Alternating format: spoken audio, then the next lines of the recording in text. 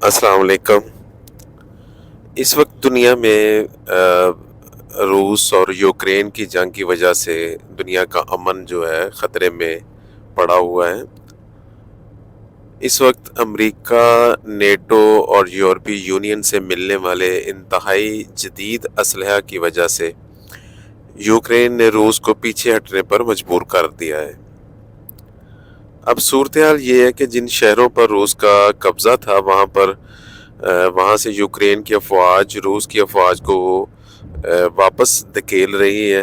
अमरीकी और नेटो ममालिक इस सूरत हाल से बहुत खुश हैं, क्योंकि ये ममालिक अब यूक्रेन के ज़रिए रूस को इस जंग का सबक सिखाना चाह रहे हैं। अपने तौर पर रूस का नुकसान करके मुतमईन है कि इन्हें ना तो फ़ौजी क़ुव्वत इस्तेमाल करना पड़ी और ना ही बराह रास्त जंग में हिस्सा लेना पड़ा। इसलिए वो सारी सूरत हाल को अपने हक में इस्तेमाल कर रहे हैं, क्योंकि ये सब ममालिक खुलकर सामने तो नहीं आ सकते कि इसकी वजह ये है कि यूक्रेन अभी भी नेटो में शामिल नहीं हुआ और इससे पहले भी रूस ने यूक्रेन को जंग में उलझा कर इसका नुकसान करना शुरू कर दिया था ताकि ये उससे पहले कि ये नेटो का हिस्सा बने। इस वक्त ताज़ा तरीन सूरत हाल ये है कि रूस जिस तरह पहले ताबड़तोड़ हमले कर रहा था, लेकिन अब इसको यूक्रेन की तरफ से सख्त मज़ाहमत का सामना है, जिसमें काफ़ी ज़्यादा रूस का जानी माली नुकसान हो रहा है। और जिस वक्त ये सब चल रहा था तो रूस के लिए एक नई परेशानी भी सर उठाने लगी है। हुआ यूं है कि रूस के साथ 1300 किलोमीटर लंबी सरहद फिनलैंड की है, जो कि एक बफर स्टेट है जहां पर मुकम्मल खुशहाली है। तालीम, हेल्थ और बुनियादी ज़रूरियात ज़िंदगी अवाम को मुकम्मल मैसर हैं। फिनलैंड के साथ स्वीडन है जहां पर भी ऐसे ही हालात हैं। ये दोनों ममालिक पिछले 200 साल से जंग से दूर हैं और किसी भी मुल्क का इत्तेहादी बनने से हमेशा गुरेज करते हैं, और रूस के एक अच्छे हमसाए और इनके साथ इनके रूस के अच्छे तल्लुकात हैं। रूस ने जब यूक्रेन पर हमला किया तो अमेरिका ने फिनलैंड और स्वीडन के ममालिक की क़यादत को डरा धमका कर ये बावर करवाने की कोशिश की कि जिस तरह यूक्रेन पर रूस ने हमला किया है, तुम पर भी रूस हमला कर सकता है। अगर यूक्रेन नेटो का हिस्सा होता तो इस तरह रूस इस पर हमला ना कर सकता या ना जुर्रत करता, और इसको यूक्रेन के साथ सारे ममालिक खड़े होकर इसकी सलामती के लिए जंग लड़ते।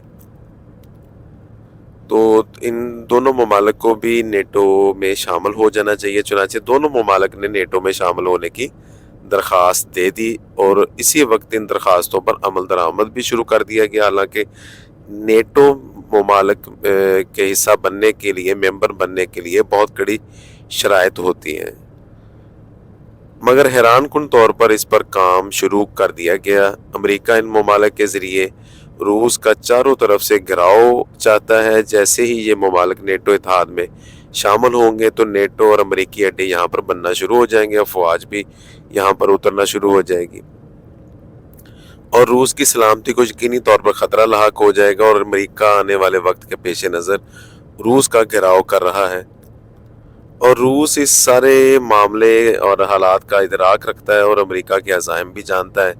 चुनांचे रूस ने फौरी तौर पर फिनलैंड के सरबराह से रब्ता किया, हालात के बारे में और साबका तल्लुकात का हवाला दिया और नेटो इत्तेहाद में शामिल ना होने की उसे तजवीज़ दी, क्योंकि ऐसी सूरत में नेटो की फोर्सेस फिनलैंड और स्वीडन में अड्डे बनाएगी और रूस को भी इस सरहद पर अपने मिसाइल सिस्टम को नस्ब करने पर मजबूर कर देगी।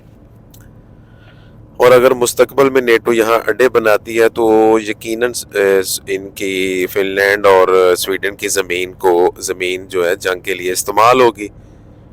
और रूस ने इनको ख़बरदार किया, अगर ऐसा होता है तो यह मामला इंतहाई ख़तरनाक सूरत हाल इख्तियार कर जाएगा, जिससे दुनिया का अमन ख़तरे में पड़ सकता है। और अगर रूस इन पर हमला करता है तो नेटो अमेरिका ने कहा कि अगर रूस इन पर हमला करता तो नेटो इनकी अभी मदद नहीं कर सकता, तो इसलिए रूस ने उनको سختی سے نیٹو ممالک کا حصہ بننے سے باز رہنے کی تجویز دی ہے۔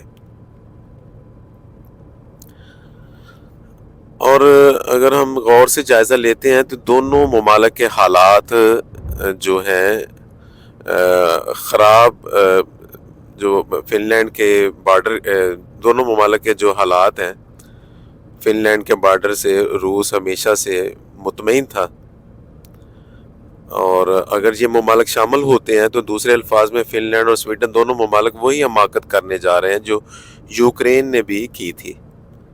ان کو بھی روس سے کسی قسم کا کوئی خطرہ نہیں تھا، لیکن یہ امریکہ کی پشت پناہی اور شہ پر نیٹو میں شامل ہونے جا رہے تھے، اور اس حرکت کی وجہ سے ان ممالک کا بھی کسی بھی وقت ایسا جنگ کا معاملہ شروع ہو سکتا ہے۔ ان سارے معاملات سے یہ بات واضح ہے کہ امریکہ اپنے مفادات کے حصول کے لیے کسی بھی ملک کی سلامتی کو داؤ پر لگا سکتا ہے۔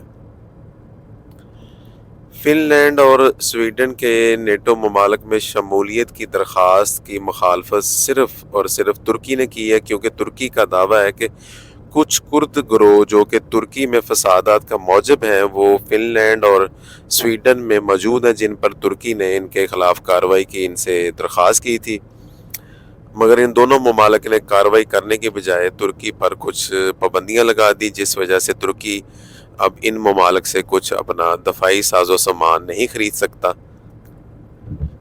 قصہ مختصر یہ ہے کہ امریکہ کی پالیسیوں کی وجہ سے پوری دنیا کا امن داؤ پر لگ چکا ہے۔ جس طرح یوکرین کو بھڑکا کر روس کے آگے ڈالا گیا، اور اسی طرح دونوں ممالک کو بھی اسی جنگ میں ڈالنے کی کوشش امریکہ بھرپور کر رہا ہے۔ آپ فرض کیجئے، سوچئے کہ جب روس نے یوکرین کو نیٹو اتحاد میں شامل نہ ہونے سے منع کیا تھا، تو اگر یوکرین یہ بات مان لیتا تو کیا یہ ایسے حالات اب ہوتے؟ ہرگز نہیں، کبھی بھی نہیں ہوتے۔ اور اسی طرح یہ دونوں ممالک بھی اب جو کرنے جا رہے ہیں، تو اس سے پوری دنیا کا امن جو ہے وہ خطرے میں پڑنے کا مکمل اندیشہ ہے۔ امریکہ اپنے مفادات کے لیے کسی بھی ملک کی قربانی کرنے سے گریز نہیں کرتا۔